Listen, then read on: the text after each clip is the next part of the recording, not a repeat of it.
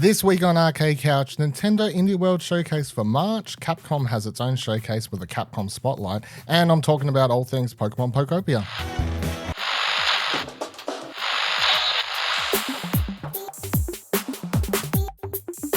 Welcome to Arcade Couch, the best place to chill with friends and get your game goodness each and every Monday. My name's Dylan Blight, and joining me on the couch this week, Ashley Hobley. Hey Dylan, excited to be here to talk about Pokemon. Yeah, we'll talk about Pokemon. So yeah, great. I know you said it with a question mark, but yeah, you're spot on, Bevan.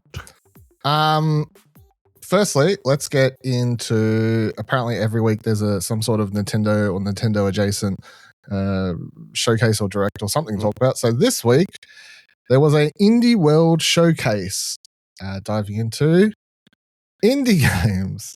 So let's go through this one, see what was in here. So did you watch this or flick through trailers? No, I did not. There's just too many showcases. There is indeed. So the first game they had was Densha Attack. Is how I'm gonna Densha Attack. I don't know. I know it looks absolutely wild. It's a game in which you're a fucking bus it's like super anime inspired, but you're playing as a bus and looks like you're fighting kaijus and all manner of other things to protect the world. I don't know. It looks wild as well as say. There's like parts in trailer where it's just riding up waves, other parts where it's just driving along train tracks, and other times it turns into, or they're fighting I don't know, Howl's Moving Castle or some shit. I don't know. I'm keen. Looks fun. There's a demo out on Switch 2. Downloaded it. Haven't had a chance to play it because I've been playing Pokemon. But the full game is out on June 17th. So that was a cool one to start with. Then we got an adorable little game called My Little Puppy. I'll say this game is, I wrote in the news piece here, it just looks like All Dogs Go to Heaven to me, because the plot is literally the game starts, dog, humans, and the dog dies. So now you're on an adventure through heaven or wherever we are. All I know is the dog has a little angel halo, thing that's going on. But it looks pretty adorable, and it was a pretty cute introduction because the developers, quite often in these ones, they have the developers like introduce their game or come on after the trailer, quickly say something about the game.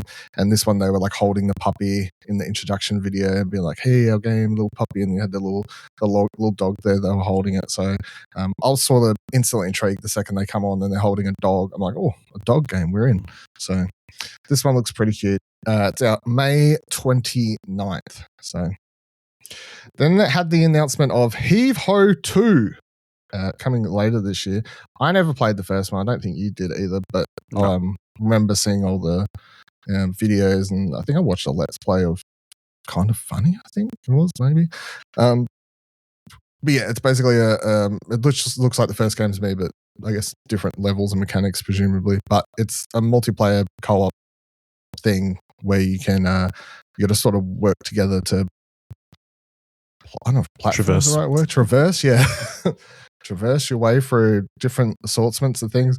It's the exact sort of game that if you want to play with your significant other or partner and cause a breakup, that's probably the genre that I would put Heave Ho into. Yeah. Then got the announcement that Moonlighter 2: The Endless Vault is coming to Nintendo Switch later in 2026. I've presumptuously assumed this will be when it launches out of, because it's in early access on PC currently. So I'm going to presume when it hits Switch, it'll just be the same date that it goes into 1.0, the full game release, because Switch doesn't, as far as I'm aware, they don't do like early access games on there. It's just like even like Hades and stuff. It's like they come out there when it's the full version. Yeah. So yeah. And obviously the first one was quite popular on the original Switch. It's that game, if you don't know, I guess Moonlighter is, you go in dungeons in the day, and then at night you're sort of running or vice versa. You go in dungeons at night, and in the day you're sort of running a shop to sell things that you find. So fits well on the handheld platforms. Then had a trailer for Woodo, which is like a cozy diorama game, comes out winter 2026. The developers had a really cute introduction, I think, as well, showing off some of the real life like creatures and the little fox thing they pass around at the start of the video. But yeah, I think it looks cute. I assume it can't be that long. I would happily play this. What's the actual gameplay? So I think unlike some of the other games where you're, you know, I'm gonna say like unpacking or whatever, where you can sort of put stuff wherever it wants.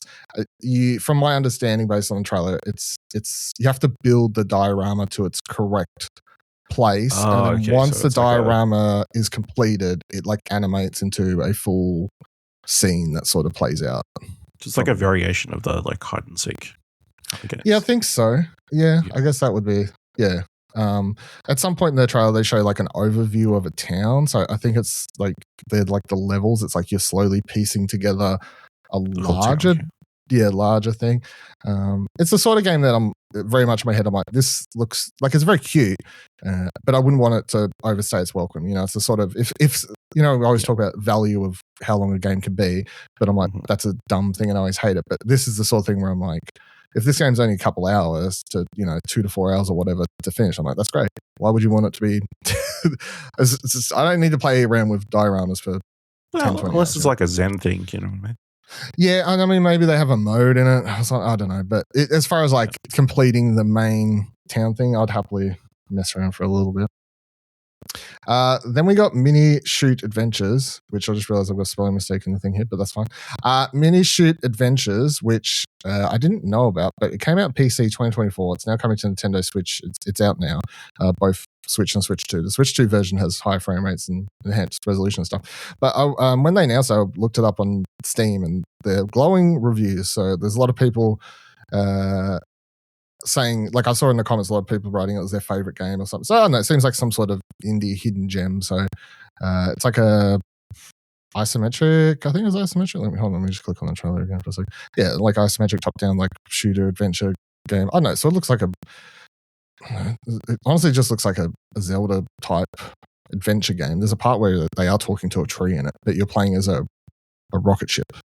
So it combines Zelda with a light bullet hell. Yeah, I think is how I'd pitch that. So that looks cool. I would be intrigued. I don't know if I'll ever get around to it, to be honest, but here's a random thought I had recently. Yep. What do we call them? Ghost drops? No. Shadow drops? They're lollies. Shadow drops. Yeah, ghost drops were lollies. Yes, they were. Shadow drops. I'm kind of over them.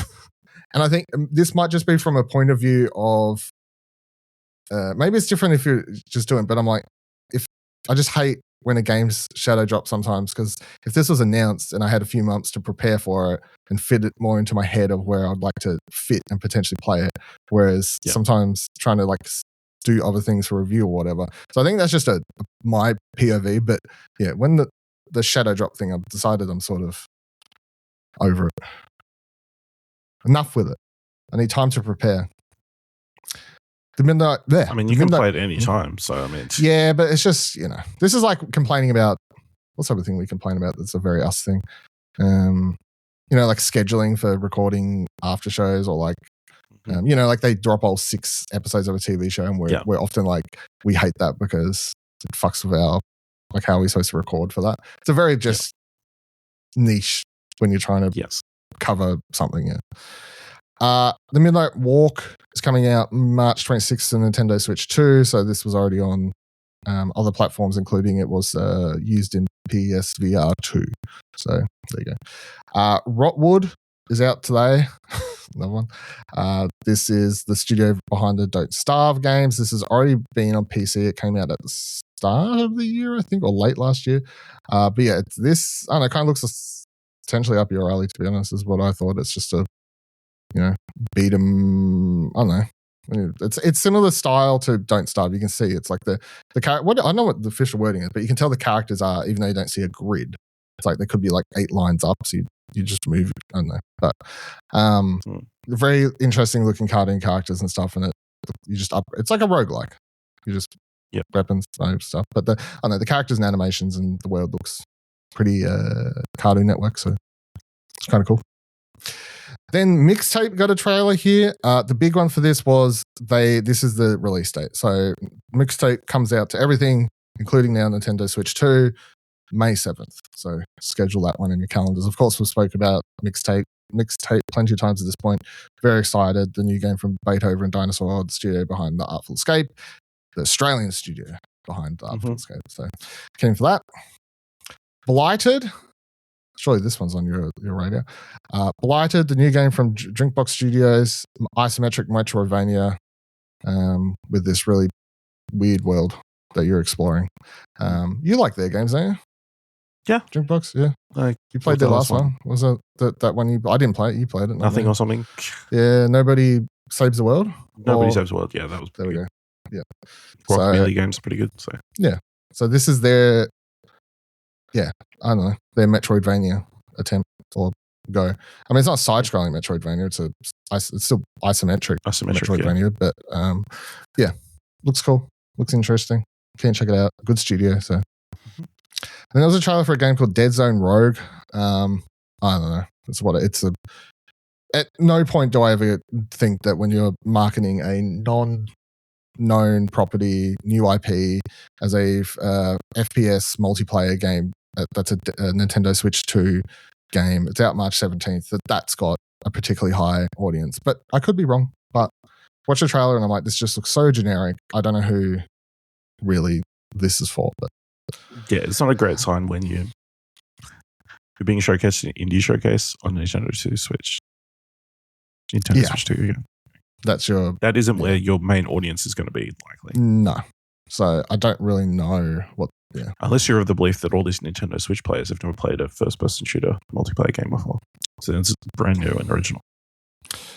Well, I mean, I guess I always think Nintendo diehard fans aren't FPS fans, but they do. But then a lot of them obviously love like GoldenEye and stuff, the Nintendo hardcore, because that's what they would have played. And then you got the Metroid games, of course. But there's not a lot of like hugely Twitch-based FPS gameplay that's a thing. Yeah. We then got a sizzle reel that went over these things. So Grave Seasons comes out winter 2026. Unrail 2 Back on Track comes out May 2026. Toem 2 comes out winter 2026. In Kenobi, One Store, Many Stories comes out April 30th. Outbound comes out April 23rd. Rattan comes out Nintendo Switch 2 exclusive on July 16th. And then the showcase ended with the announcement that Blueprints, one of the highest rated indie games of last year, is coming out to Nintendo Switch 2 now. It's out already if you want to play it. So that was good. Whoa. That was a good get. Yeah.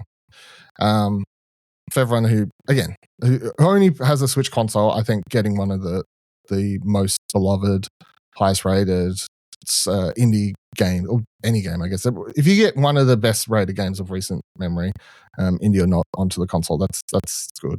And there was generally, I looked at the charts on Switch 2, and it was first the other day, so people buying it, so that's good. That was the Indie World Showcase, Indie World Showcase. So yeah, I thought it was a decent little show. Nothing mind-blowing, but as far as a little indie update, that's good.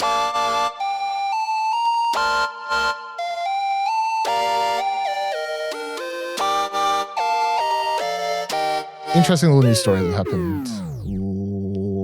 Honestly, there was a lot of rumors and stuff spiraling around this story. I saw some stuff last week before I recorded, but I didn't see... I don't know. I was waiting until a few other sites wrote about it before I took any credibility to it. And then last week it was covered by some more places. So we'll go over it this week. So going from Eurogamer, they say the next God of War game will reportedly feature Faye as the lead character, who we're familiar with as Kratos' wife and Atreus' mother in the recent God of War games. And the game will apparently be revealed this year and released next year in the first half of 2027. The information comes from respected industry leaker Nate the Hate 2, who also said on X that, quote, gameplay is said to differ from the Norse God of War games with more of a focus on action, and, quote, perhaps its means will be more acrobatic and faster-paced third-person action game. That the Hate 2 was expanding on a rumor from the weekend that said Sony Santa Monica was working on a new franchise within the God of War universe. This statement suggests that the Faye-based God of War game will be in addition to the mainline Kratos-based series rather than just instead of it. Faye is not necessarily replacing Kratos. Faye is dead when you begin the new... Spoilers! Faye is dead when you begin the new God of War games, and your journey is one to scatter her ashes. Although along the way you learn more about her and her surprising heritage, you also see her during tender dream sequences of God of War Ragnarok. What do you make of this? Is this a interesting direction? Is this the game that Corey Barlog is working on, or is he working on the actual next proper Kratos one? What do you think? I know the rumor is that this is the Corey Barlog game. So, sounds interesting. I think Santa Monica deserves faith based on the last two God of War games. So if they want to do something different and mix it up, and I think Debran Wool is like a really good actress, so having her as a main character is important. But naturally, the internet has not reacted in a normal, rational way. Oh, female and woke. Yeah. Which you take the politics and everything out of it. There is a little bit of a rational point, I guess, that a lot of franchises have been transitioning to female leads. I mean, if this is a spin-off, but doesn't matter, But Ghost of Tsushima, Last of Us, have all had females leads instead of the male lead.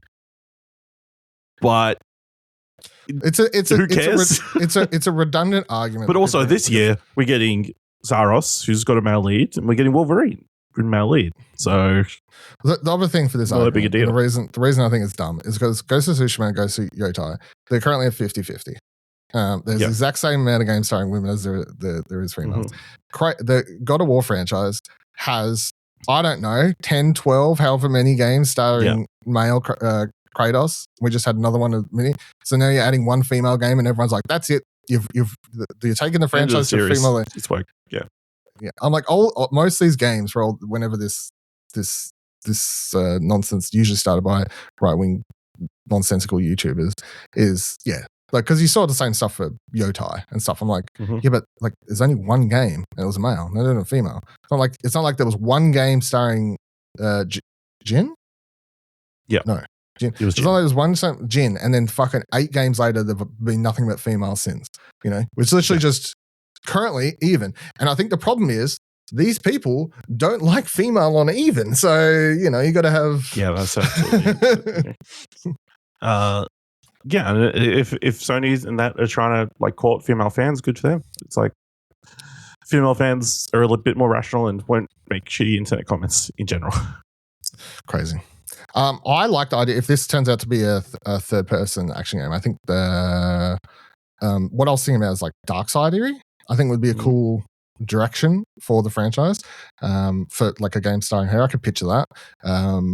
More of that Metroidvania sort of. Well, I mean the God of War games sort of have that as well. But if they don't want to go in that direction, I think the other interesting direction to take it if they did, because the last two God of War games obviously have a good mix of exploration, combat, puzzles, some areas of the game like heavy puzzles and stuff. So it's if you really want it to feel different, you would do Devil May Cry type, just make a big combat focused game, combat and story focused, and no puzzles, little exploration, very linear, but more very cinematic, but action focused, the DMC series, or of course my beloved Bayonetta. So, yeah, I'm just trying to remember the lore of Faye and that kind of stuff because she's obviously a giant. Yeah. And it was as the gods that took out the giants, yeah. I can't remember the reason, but yeah, because all the Ojins are bitch. Racist, really. Yeah, I think that was it. So it's interesting to tackle this when you know how the story ends, I guess. But the thing is, we don't know if it's set. You don't know if it's set. You don't know if this is set 100 years before she meets Kratos. Yeah, that's true. I'm pretty sure. Well, I could. But it's not like they can defeat the gods and win. You know what I mean? No, but they could just invent another enemy for the like if it's set, unless a god who dies or something like that. Yeah, if it's set a very long time before the events of God of War 2018, then you just have you've invented another type or pull something from mythology that she's either fighting for personal reasons or that the giants are fighting against for reasons. And I think the further they set it apart from the God of War games, I think the better. I think doing the whole let's make it a prequel that ties in right to the start of that she dies, I'm not as interested in that. I'd be more interested if it's like set long before and you get a bigger focus on the giant's lore and her as a character rather than the whole game being with Kratos potentially looming around any corner and stuff. It's like, just if you're going to do a spin-off starring Faye, just separate it. Get Kratos out of the picture. He's not there. He's still in fucking Greece, It's my pitch. I hope you're listening, Corey. I know he does. I know he listens to every episode. Yeah. All right, another showcase. Capcom Spotlight for March. This one, not as much to go through, to be honest, because there's a bunch of stuff in here I know we, for better or worse, don't really care about. But so Pragmata got a trailer. I think this trailer was really cool, to be honest. The more I know, this we've talked about many times at this point that this game was announced with the original PS5, and it was just like a nonsense teaser trailer, and it had all this stuff. And it's only recently we've had any idea what the hell the game is. I think this was a cool trailer. They gave a very good look at the different types of stuff you'll be doing in the game, both combat and building this relationship with the little girl. But they did a funny little thing at the end, which I sort of appreciated, which is they had like a little sticky note or something comes up, and then it's like, sorry, release date, sorry, or something. And you assume that it's about to be delayed, but then they actually cross out the date and move it forward a week. So I don't know why they had to move it forward a week. I'm not sure what they're getting out of the way of. I haven't bothered to look, or they're just like, fuck it, it's done. Let's just put it out earlier. But I thought it was a cool trailer. So they're also like really expecting it to be big, because at the end of the trailer they also went over there's merch on Amazon, official merch that they're partnering with Amazon to put out. There's an amiibo, there's a soundtrack. Like, they're expecting this to be good. So good for them. Then we had a bunch of Mega Man stuff. So we got Mega Man Dual Override, which is the new actual game that's coming, next proper Mega Man game. Went over a bunch of the boss design stuff and competition for a boss design or something in it. And then you had the Mega Man Star Force Legacy Collection, which has all the Mega Man Star Force games, of which I'd never heard of until like 2 months ago when they first announced this, to be completely honest. And they went over a bunch of different settings and stuff that you can do on that. So Mega Man Dual Override, no idea when that's coming out still. I think it's some point 2027. And then Mega Man Star Force Legacy Collection comes to everything on March 27th. Then they had a Resident Evil 30th anniversary video. Didn't really announce anything of substance here. I don't know if they'll do something later in the year. There's still time. Of course, again, we talked about for the anniversary of, what was it? The anniversary. Well, Pokemon, obviously. They could still announce anniversary type products and things throughout the year. Resident Evil, obviously 30th anniversary. It runs the whole year. But here, all they did was talk about the 25th anniversary of Universal Studios Japan, the theme park, Resident Evil ride there, and something they've updated there.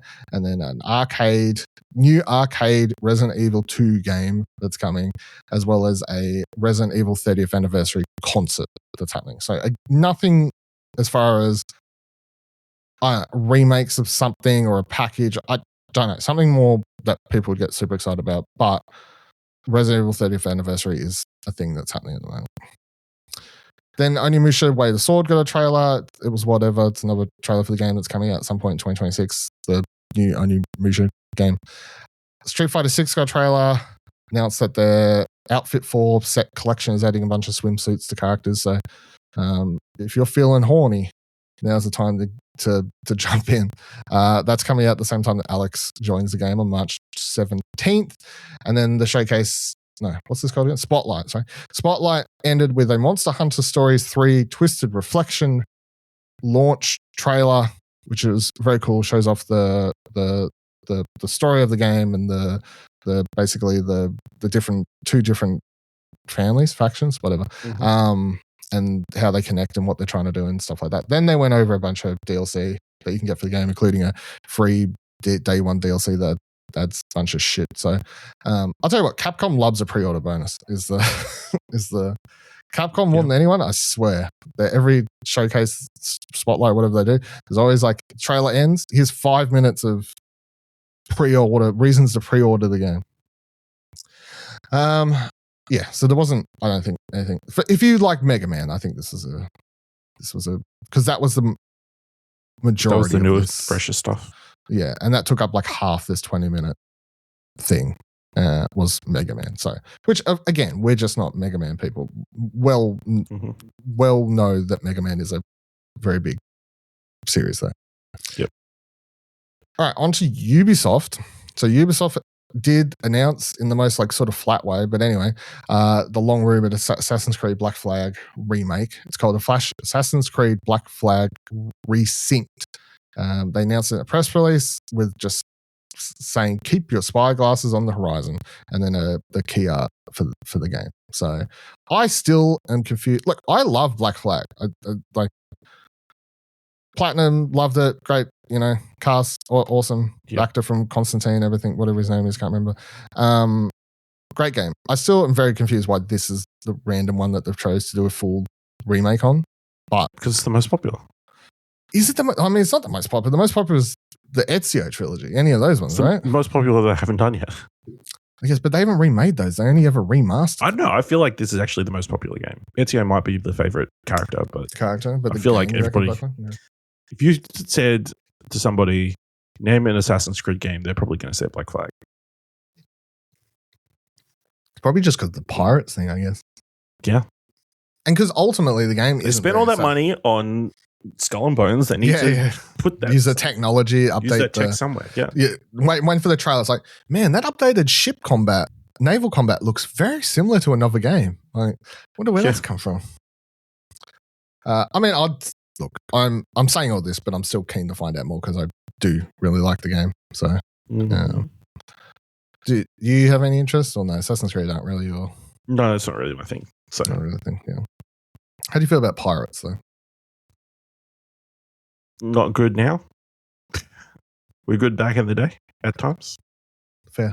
Fun to watch. Yeah. And then the only other things they announced in this little post they put out was codename Hex is still a thing. They said expect a unique, darker, narrative-driven Assassin's Creed experience set during a pivotal moment in history. That's the one that's supposedly about witches.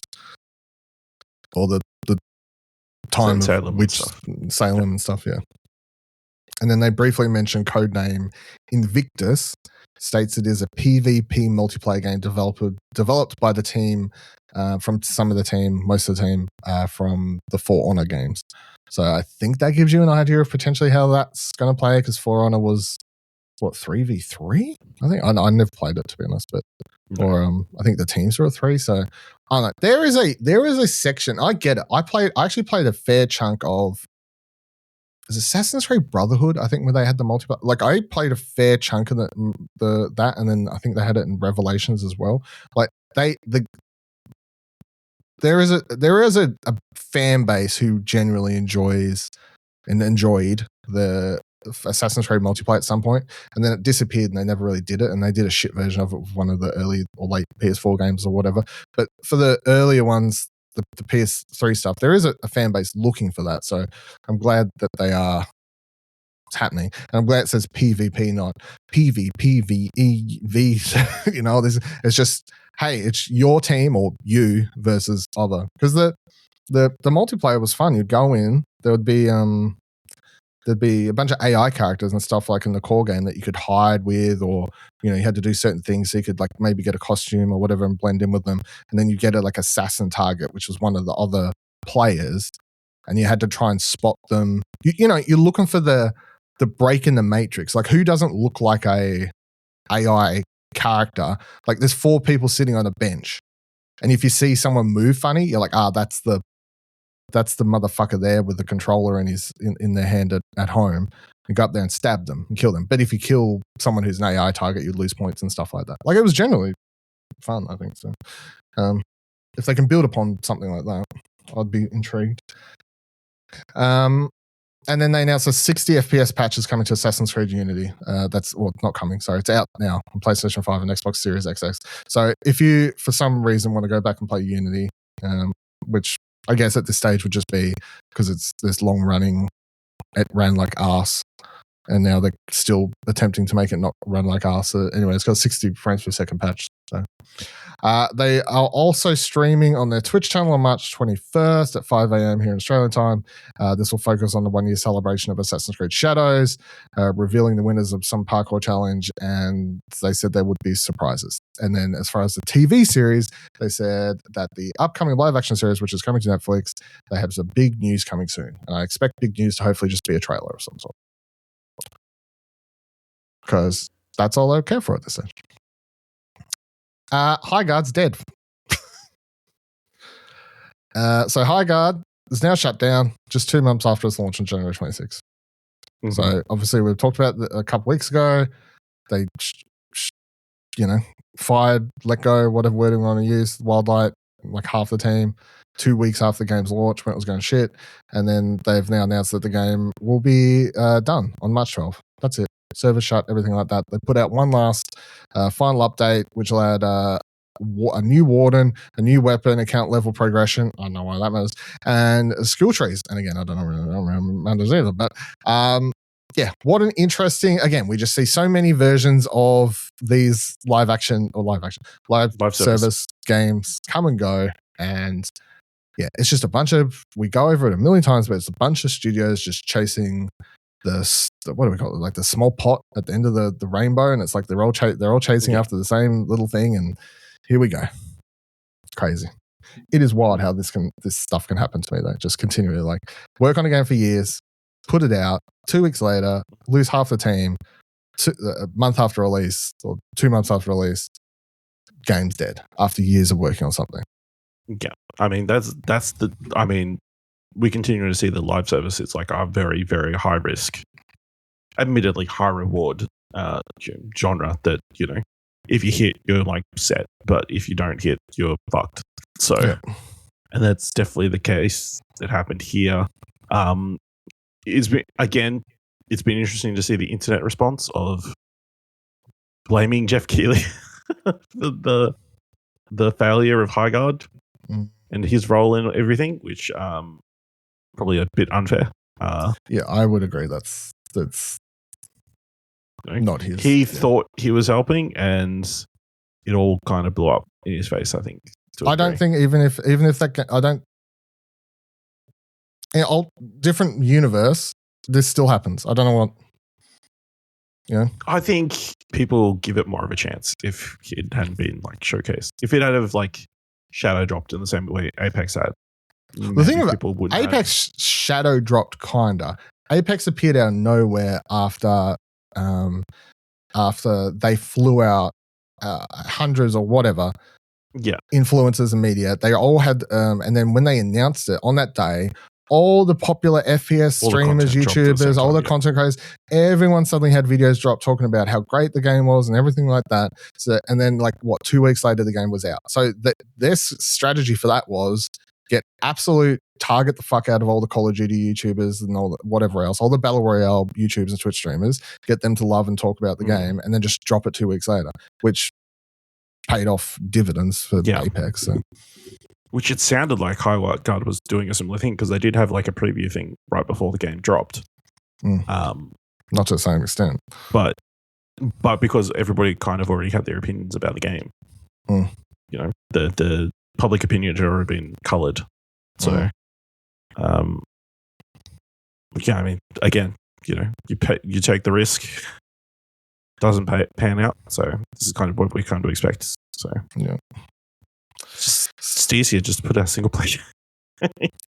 Yeah, I mean, I don't know. Yeah. Enough of the live service games. We've got enough. Yeah, obviously Marathon launched this week, which I think has had a successful launch from some reports. My understanding is successful. My understanding.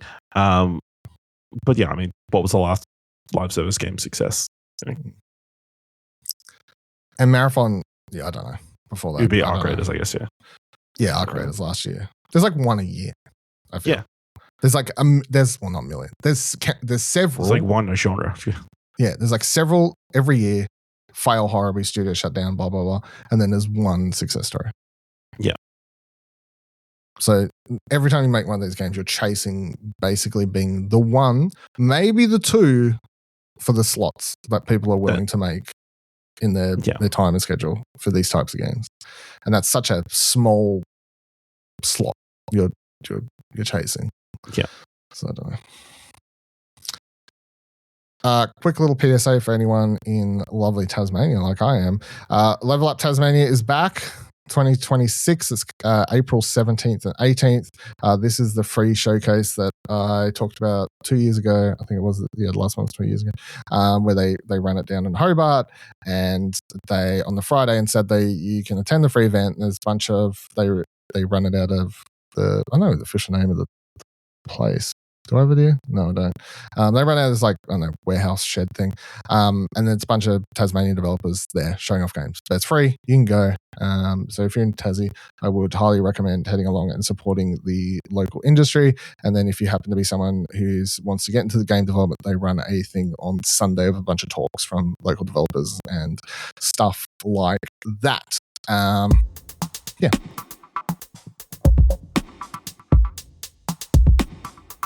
Pokemon. So, been playing Pokemon Pokopia. How many times Pokemon Pokopia? Tongue twister. Pokemon Pokopia this week. Note first, highest rated Pokemon game. Have you seen that? Yes, I have. Which is how wild is that? Yeah, I guess because a lot of these wider Open Critic and Metacritic weren't around when the original games came out, so maybe they would have scored higher, in their heyday. But yeah, crazy, I guess. Yeah. Because when they announced it, there was just a little bit of trepidation, I would say, around how it would do. And then, when those reviews dropped, everyone loves it. So, played a few hours. Don't really know how many hours off the top of my head, but it is pretty much what you would expect. But I have no complaints about that. It's very charming. It's very cute. You start the game. You land on this island somehow. You're a Ditto. You transform to look like your Pokemon trainer that you remember from memory. You meet Pokemon. The first one you meet is it Tangela? No, it's not Tangela. It's the evolution. Nah, oh, no. Tangle is it's a evolved big form of it. You meet that. Who basically serves as the professor of this game to the point that another Pokemon you meet early, like Bulbasaur, Tangrowth, thank you. Says, we should call him Professor. So it's Professor Tangrowth. So this game's still got a professor in it.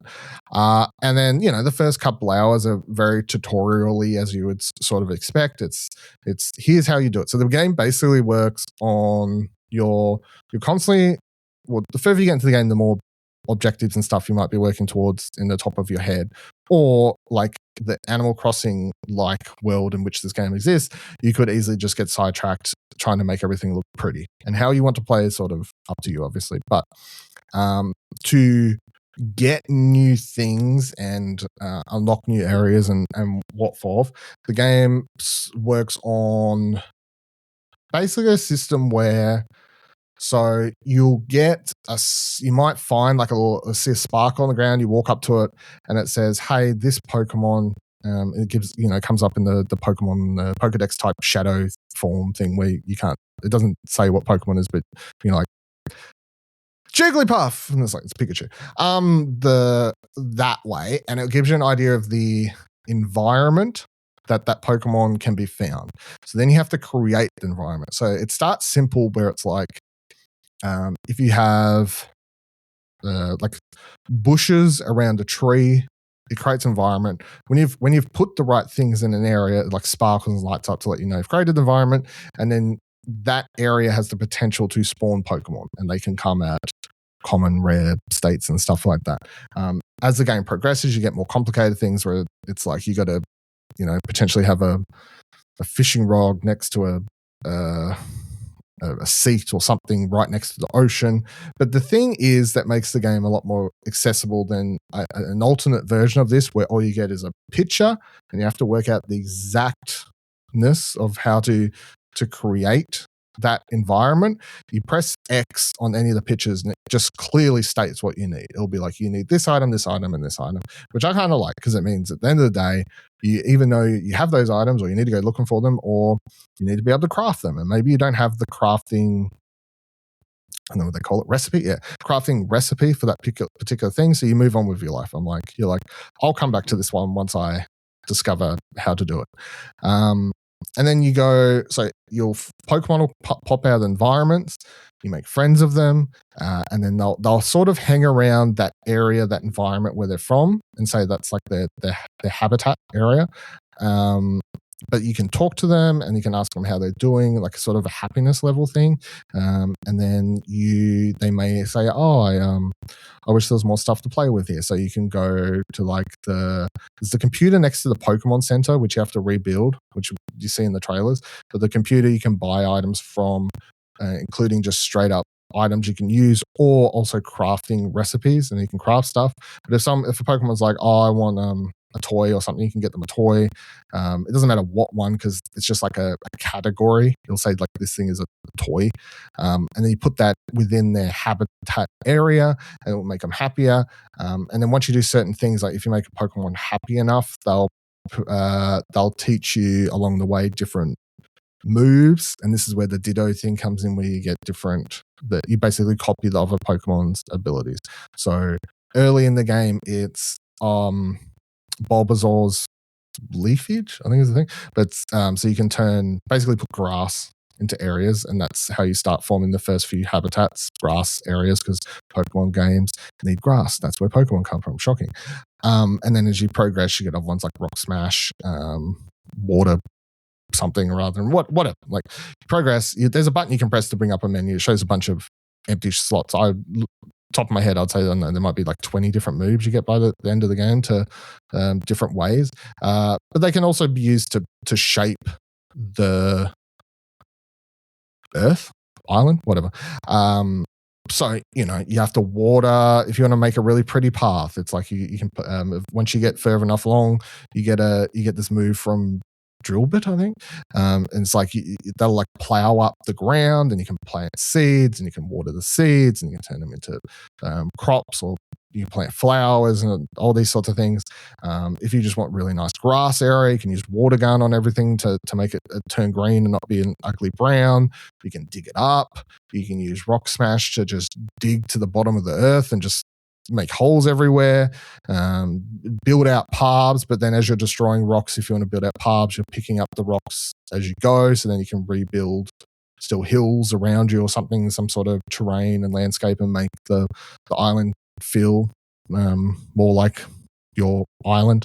And as you progress through, you're still exploring the island, so once you get different, there's still an area I went up to and I could see all the way to fucking, I don't know. The game looks bigger than I would have thought, to be honest, like the size of the different areas. Because there's lots of areas that will be like, it's blocked by these harder bricks that Rock Smash doesn't work on. Or certain areas, it's like you need to put water through there to be able to progress through there, or you need to be able to build something to get through here and whatnot. It's like at some stage you find an Onyx who, by the way, just the fact that you play as a Pokemon and you can hear, because now you can understand Pokemon, it's just a funny element. So it's like you walk into this cave and then you just see a text bubble at the top. It's like, hello, is anyone there? And I didn't know it was an Onyx at this stage. It's just like walking along.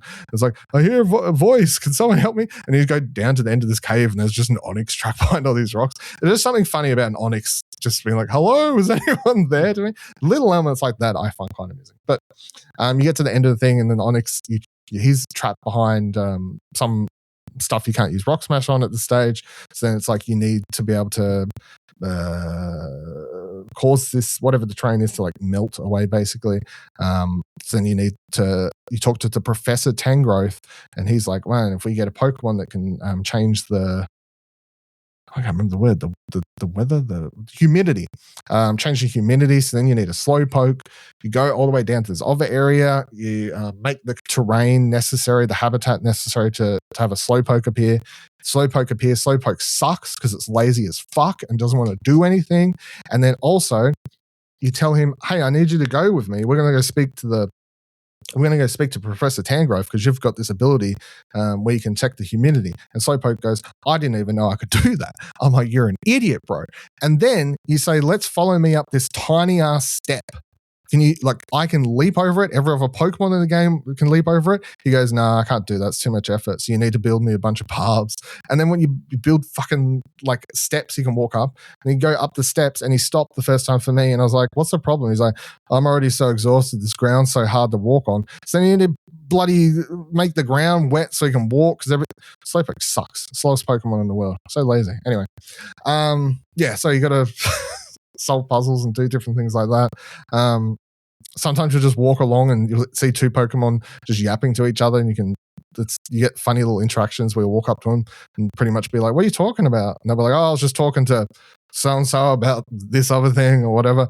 Or they'll run up to you and be like, hey, Ditto, you're my best friend. Here's some random stuff. And it's very cute. Obviously, just there's I think that's also why I originally loved the mystery dungeon games on GBA, because it was at the time, I think the first time you played a game where you was playing as a Pokemon. Well, it was the first time I played as a game where you played as a Pokemon, not a trainer. So you had the funny element of Pokemon talking to each other and understanding each other, which is always quite fun because usually it's just noises. Obviously, you don't know what the hell they're talking about.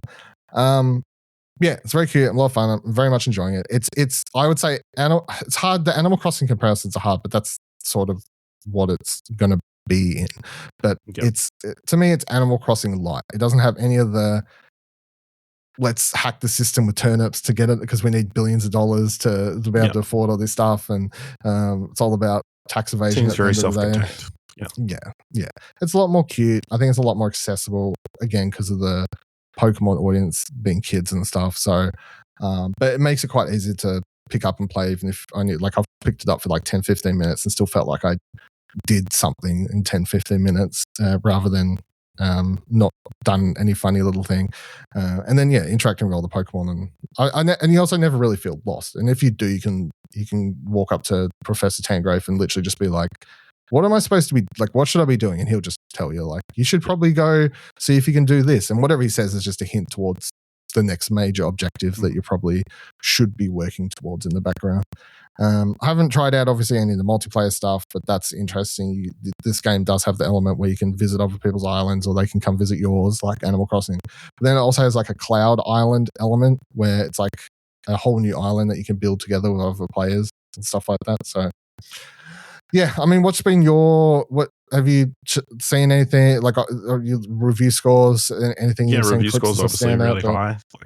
Like you said, like the highest rated Pokemon game to date. I think it's sitting on an 88 on OpenCritic. So I mean, that's super popular, and people have I've seen lots of talk of like getting emotional about some of the stories in the game and that kind of stuff, and some of the characters. So look forward to hearing more about that. But yeah, I mean, it seems like a good time, like this weird, tangent Pokemon game that seems to be hitting in a way that people have wanted, I guess. I'm intrigued to see how if the emotional stuff is built towards, I guess, because I haven't really had anything deep so far, but the main story is literally that when you get there, Tangrove is like, oh, another Pokemon. I haven't seen any other Pokemon for ages. And then you start bringing Pokemon back, but also there hasn't been any humans seen for ages.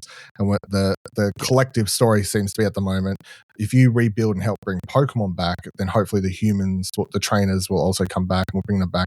You can find little collectibles that are these little notes you pick up that tell you about what people used to do in this area, like the humans used to do and stuff like that. So I assume the story eventually leads to an area where they come back as well. I don't know. I haven't looked up any spoilers or anything, obviously. So, all right, 2 reviews that went up on the website that give a shout out, both written by Jacob. So he reviewed Pokémon at the inventory. He gave it an 8 out of 10. This is basically the rehash version of the original game that was on Steam, and it was originally made by Telltale Games, and it was also on as part of the orange box, if you ever brought that back. But it's a poker game which you play with Sam and Max and like Team Fortress 2 dude and other characters and stuff. Yeah, he really liked that. I don't know. It's literally playing Texas Hold'em, but with funny dialogue at the same time between the characters. So I remember playing it on PS3, but and that was the first game I ever saw. Max is Max the rabbit? Yeah. First time I ever saw him. I never even heard the character. I didn't play Sam Max game until after this. But yeah. And then he reviewed Scott Pilgrim EX, which he gave a 10 out of 10. So it's by all accounts more of the Scott Pilgrim vs. the World, the movie, the game. Is that the full title? Was it just was it Scott Pilgrim? Yeah, Scott Pilgrim the movie, the game. Scott Pilgrim vs. the World, the movie, the game, which everyone loved. Amazing game, both as a beat 'em up throwback and also had one of the best video game soundtracks, period, probably. This is that, but more from all accounts of what he's wrote in here. And I do think I haven't had a chance to check it out myself yet, but I will be 110% because I love the original one. But yeah, I mean, I think the exciting thing about this is that it's new. It's not just the story of the game. It's its own thing that's still got Brian Lee O'Malley. Is that it? Brian Lee O'Malley? Yeah. He was involved in the story and direction for this one as well, which is quite good. You're checking this out. I did check out the demo for a little bit. It's pretty fun. And, it definitely looks like Scott Pilgrim and all that kind of stuff. So, yeah, looks pretty cool. All right. Yeah, check out both those reviews on explosionnetwork.com, of course, or the show notes below or behind or side you. I don't know how your app or wherever your does. Anyway, that'll do it for this week's episode of Arcade Couch. Let us know any comments, questions, concerns you've had about anything discussed this week on the show, or send us something to discuss next week on the show by heading to explosionnetwork.com/follow, where you can find all of our social links. And if you like the show and like to support Explosion Network and or this podcast, head on over to explosionnetwork.com/support. We'll see you here same time, same couch next week.